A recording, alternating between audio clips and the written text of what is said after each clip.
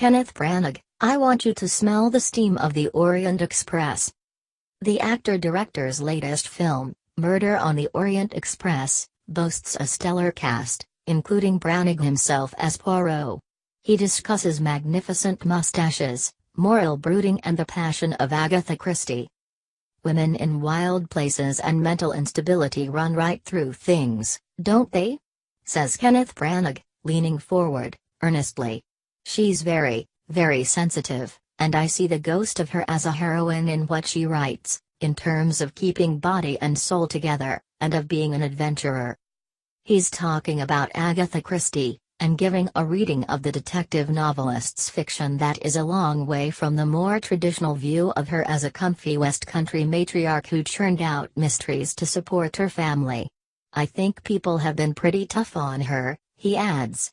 They're suspicious of the volume of her output. She herself admitted that sometimes she wasn't proud of a book when she had finished it. Personally, I admire the prolific nature of what she does. Her ability to grab the audience's attention is really striking. The surface of what she writes has led people to dismiss her as a second-rater. But I think she is far more than that. Branagh is talking about Christie as he gets ready to unveil his big-screen version of her classic Murder on the Orient Express, the first cinematic interpretation since 1974, her story of a group of passengers and a dead body trapped in a luxurious train in a snowstorm. He stars as the legendary Belgian detective Hercule Poirot. I think people often feel this about Shakespeare, they're annoyed by his bourgeois credentials, he says. He retires at the normal age, goes back to Stratford, buys houses, gets involved in disputes about rent.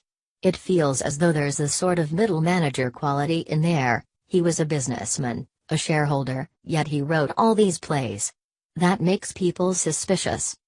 With Christie, people essentially have her down as a sort of Miss Marple, a sexless, removed, bookish, woolly, very English sort of individual. And they are not aware of the intrepid, pioneering, passionate woman that she was. The lineaments of her life back this view. Christie had such a desire to travel, and to keep her first husband, the dashing Archie Christie, happy, that she set off on a year of travel with him in 1924, leaving her daughter Rosalind at home with her mother. She left Rosalind again when she famously vanished for 11 days after discovering Archie was having an affair. She underwent psychiatric treatment in the wake of the incident. After their divorce, she traveled alone on the Orient Express, to Istanbul and then on to Damascus and Baghdad. Her family worried about her on the trip, but for her it was a way of discovering new worlds, and, coincidentally, a new companion in life since she met her second husband, Max Mallowan, on a dig in Ur. Despite her writing commitments, she worked alongside him, often in difficult conditions and exotic locations. Branagh and I talk at Twickenham Studios. He is tired because of an exhausting schedule which is whisking him around the world, but he's here to put the finishing touches to his film, which boasts an all-star cast: Judi Dench, Michelle Pfeiffer, Daisy Ridley, Olivia Colman, Penelope Cruz, Johnny Depp, Derek Jacobi, Sergei Polunin. The way the trailer is framed, with captions that reveal the type of character each star is playing, takes both the film and its director back to his youth in the 1970s and early 80s, when the posters for movies such as The Towering Inferno and indeed Sidney Lumet's 1974 version of Murder on the Orient Express, starring Albert Finney as Poirot, were plastered across the streets of Branagh's hometown of Reading. To the boy who had moved there at the age of 9 from his native Belfast, they represented a sense of possibility. My first encounter was with their sense of glamour, he says. I was pretty intrigued by all the names on those posters. This liking for good performers coming together to make popular entertainment is perhaps what links the two contrasting sides of Branagh's current career. There is the actor and director who is regarded as one of the best of his age, an eminent Shakespearean, the first man to film Henry V since Olivier, a talent who can gather a top-flight company of actors to perform a season in the West End which included heavyweight productions of The Winter's Tale and The Entertainer.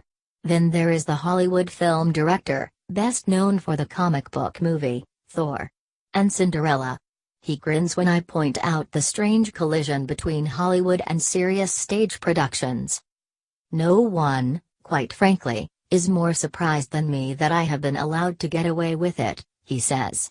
I had not anticipated or planned for suddenly finding myself in this studio groove. It is unusual, I must say. But it's fun. Shot on 70mm film, his version of Murder on the Orient Express gleams as the camera dwells on the crisp table linen, the polished wood and the glistening glasses. I wanted you to feel the snow and smell the steam. I wanted to have all the advantages of classic material and none of the disadvantages of overfamiliarity, he says. For Christie fans, there are some changes, to characters, to locations, to motivation, that may surprise. But all the essential ingredients are faithfully reproduced, and Branagh has added considerable depth to his portrayal of Poirot, making him more active, more passionate and more lonely. The screenplay caught a hurt and a more tangible isolation in Poirot, Branagh explains. There is a kind of vulnerability about this man who appears in the mysterious affair at Styles with a touching gratitude to England for looking after Belgian refugees. There's the sense of someone who has already felt the bruises of the world. Did he not feel any trepidation about taking on a character who has already been portrayed by 20 actors, including Orson Welles, Peter Ustinov and, on TV, David Suchet? It's a lot, isn't it? Says Branagh with that disarming smile. I guess that's where my thickish skin comes into it. You do understand that the reason so many people have played him is because he's a fantastic character. He stopped watching other incarnations when he knew he was about to deliver his own. I wouldn't want to get caught copying the other boys, but recognizes the various ways that the detective has burrowed into the collective consciousness. With the amount of source material in the novels, every actor is going to bring something unique and unusual, in the same way as it would happen with a famous classical part. David Suchet is a fantastic Poirot, so is Finney, and John Moffat on the radio is excellent. Discussion about his own characterization will, I suspect, be dominated by conversations about his mustache, grey and flourishing and twinned with a natty beard. We probably spent about 9 months on it. We started with something thinner than Charlie Chaplin's, then something that went up, that went down. We looked at famous mustaches in movies and paintings. The luxury as an actor, and I had this before when I was playing Wallander, is that you can go back to the books and trawl for details. I loved Christie's phrasing "the most magnificent mustaches in England" and I enjoyed the fact that the risk you were taking was that you would potentially produce the impact that the mustache has on characters in the novels, who often dismiss or ridicule Poirot, or are embarrassed by him. That mention of Wallander, whom Branagh portrayed in the British television adaptation of Henning Mankell's detective books, feels significant. Christie wrote Murder on the Orient Express in 1933, on an archaeological dig at Arpachaya in Iraq. Published the following year, it was rapturously received, though the audacity of its plot caused Raymond Chandler to remark that it was guaranteed to knock the keenest mind for a loop. Only a half-wit could guess it. His damning view of the British Golden Age detective novel, futzing around with timetables and bits of charred paper and who trampled the jolly old flowering arbutus under the library window, and his preference for psychologically based novels where a perfunctory mystery element is dropped in like the olive in a martini underlines the division in the thriller market that has existed ever since. But the dichotomy between the advocates of clever plotting and the lovers of a story that reveals a deeper truth about society or character is misleading when applied to Christie. She may write in simple sentences, but it is the way she imagines character that has ensured the longevity of her books. Branagh, a fan of both schools of thriller, points out that there is not so much difference between them. I enjoyed the meditative qualities of what the Wallander novels were doing. But there's quite a moral brood in Murder on the Orient Express as well. There are not only the questions of who did it, how did they do it, and why, but also the question of what now represents justice. And that issue of what justice is, when concerning crimes born out of revenge, goes quite deep in analyzing whether an eye for an eye and a tooth for a tooth ultimately is a way to order civilized behavior. He worked on the film at the same time as he was directing Hamlet, starring Tom Hiddleston, as a fundraiser for RADA. Curiously, both stories seem to me to contain the poison of deep grief, and that idea of loss and the death of innocence. I think there is a passionate depth to Christie, even though she sometimes said her writing is merely entertainment. Sensing that darkness beneath the surface sheen means that he has been anxious to avoid what he calls heritage movie making.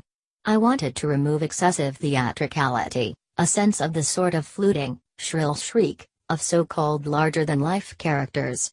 I wanted to feel that people were talking not much louder than we are now. Assembling his cast, consisting of old friends and colleagues and young talent, was a moment to remember. When they all met for the first time, they were very shy and excitable. And one of the things I was determined to do was to try to capture that energy as soon as possible. I wanted a quiver of real guilt and uncertainty when they are interviewed by Poirot, to feel as if they were people for whom the prospect of him getting it wrong and accusing them was a matter of life and death.